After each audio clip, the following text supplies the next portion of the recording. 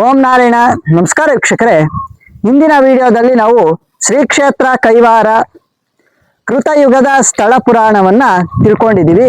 ಈ ವಿಡಿಯೋದಲ್ಲಿ ನಾವು ಶ್ರೀ ಕ್ಷೇತ್ರ ಕೈವಾರ ತ್ರೇತಾಯುಗದ ಸ್ಥಳ ಪುರಾಣವನ್ನ ತಿಳ್ಕೊಳ್ಳುವಂತಹ ಪ್ರಯತ್ನವನ್ನ ಮಾಡೋಣ.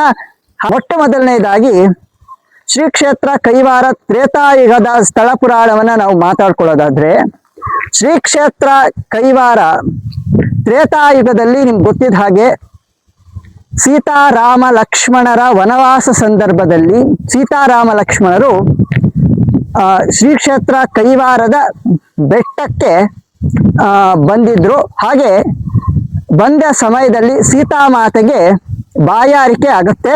ಆಗ ಲಕ್ಷ್ಮಣ ದಾಹ ಎಂದಾಗ ಲಕ್ಷ್ಮಣ ಒಂದು ಬಾಣವನ್ನ ಬಿಟ್ಟು ಅಲ್ಲಿಂದ ನೀರನ್ನ ತೆಗೆದು ಸೀತಾಮಾತೆಯ ಬಾಯಾರಿಕೆಯನ್ನ ದಾಹವನ್ನ ತೀರಿಸ್ತಾನೆ. ಹಾಗಾಗಿ ಅದನ್ನ ಇವತ್ತು ಸಹ ಲಕ್ಷ್ಮಣ ತೀರ್ಥ ಅಂತ ಹೇಳಿ ನಾವು ಕರಿತೀವಿ. ಈ ಲಕ್ಷ್ಮಣ ತೀರ್ಥ ಏನಿದೆ ಇದು ಪರಮ ಪವಿತ್ರವಾಗಿರ್ತಕ್ಕಂಥದ್ದು. ಹಾಗಾದ್ರೆ ಇವಾಗ ಈ ಒಂದು ಲಕ್ಷ್ಮಣ ತೀರ್ಥವನ್ನ ನೋಡಿದ್ರೆ ಹೇಗಿದೆ ಅಂತ ತಾವು ವಿಡಿಯೋದಲ್ಲಿ ಗಮನಿಸಿ ದಯವಿಟ್ಟು.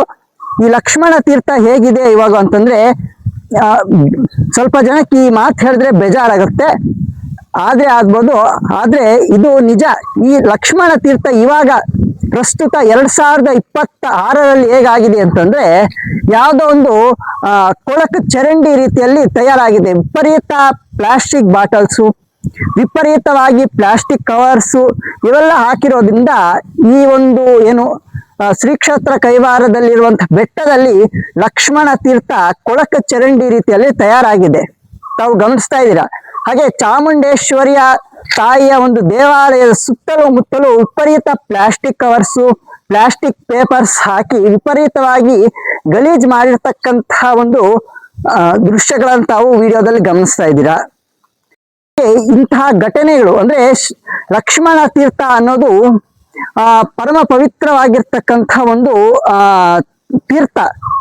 ಲಕ್ಷ್ಮಣ ತೀರ್ಥದಲ್ಲಿ ಆ ನೀರನ್ನ ತಲೆ ಮೇಲೆ ಚಿಮ್ಸ್ಕೋಬೇಕು ಅಂತಂದ್ರೆ 100 ಸರಿ ಯೋಚನೆ ಮಾಡ್ಬೇಕಾಗಿರ್ತಕ್ಕಂತಹ ಪರಿಸ್ಥಿತಿ. ಯಾವ ಲಕ್ಷ್ಮಣ ತೀರ್ಥದಲ್ಲಿ ನಾವು ಕೈ ಕಾಲು ತೊಳ್ಕೊಂಡ್ರೆ ರೋಗಗಳು ಕಡಿಮೆ ಆಗುತ್ತೆ ಅಂತ ಪ್ರತೀತಿ ಇದೆಯೋ, ಈ ಪರಿಸ್ಥಿತಿಯಲ್ಲಿ ಇವಾಗ 2026ರಲ್ಲಿ ಆ ಲಕ್ಷ್ಮಣ ತೀರ್ಥದಲ್ಲಿ ನಾವೇನಾದ್ರೂ ಕೈ ಕಾಲು ತೊಳ್ಕೊಂಡ್ರೆ ಕಾಯಿಲೆಗಳು ಬರುತ್ತೇನೋ ಅನ್ನೋ ಸಂದೇಹಗಳು ಸಹ ಬರುತ್ತೆ ಅಲ್ವಾ. ದಯವಿಟ್ಟು ಪುಣ್ಯಕ್ಷೇತ್ರಗಳಾಗೆ ಕಾಪಾಡ್ಕೋಬೇಕು.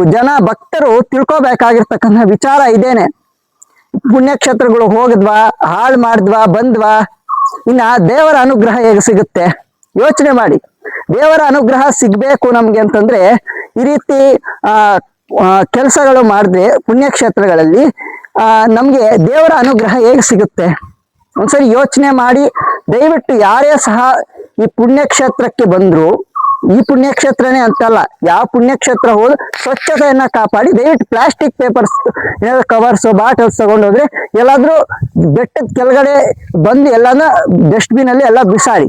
ಅಷ್ಟು ಬಿಟ್ರೆ ಎಲ್ಲಾ ಬೆಟ್ಟದ ಮೇಲೆ ಪ್ಲಾಸ್ಟಿಕ್ ಕವರ್ಸು ವಿಪರೀತವಾಗಿ ಯಾರ್ಯಾರೋ ಹೆಸರುಗಳು ಬರೆಯೋದು ಈ ರೀತಿ ಎಲ್ಲ ದಯವಿಟ್ಟು ಮಾಡಬೇಡಿ. ಪರಿಸರವನ್ನ ಹಾಳು ಮಾಡೋ ಕೆಲಸಗಳನ್ನು ಮಾತ್ರ ಮಾಡಬೇಡಿ. ಅದರಲ್ಲೂ ಪುಣ್ಯಕ್ಷೇತ್ರಗಳ ಪರಿಸರಗಳನ್ನ ಹಾಳು ಮಾಡಬೇಡಿ ಅಂತ ತಮ್ಮಲ್ಲಿ ಪ್ರಾರ್ಥನೆ. ಇಷ್ಟು ಶ್ರೀ ಕ್ಷೇತ್ರ ಕೈವಾರ ತ್ರೇತಾಯುಗದ ಸ್ಥಳ ಪುರಾಣ. ಒಳ್ಳೆಯದಾಗ್ಲಿ. ಲೋಕ ಸಮಸ್ತ ಸುಖಿನೋ ಭವತು.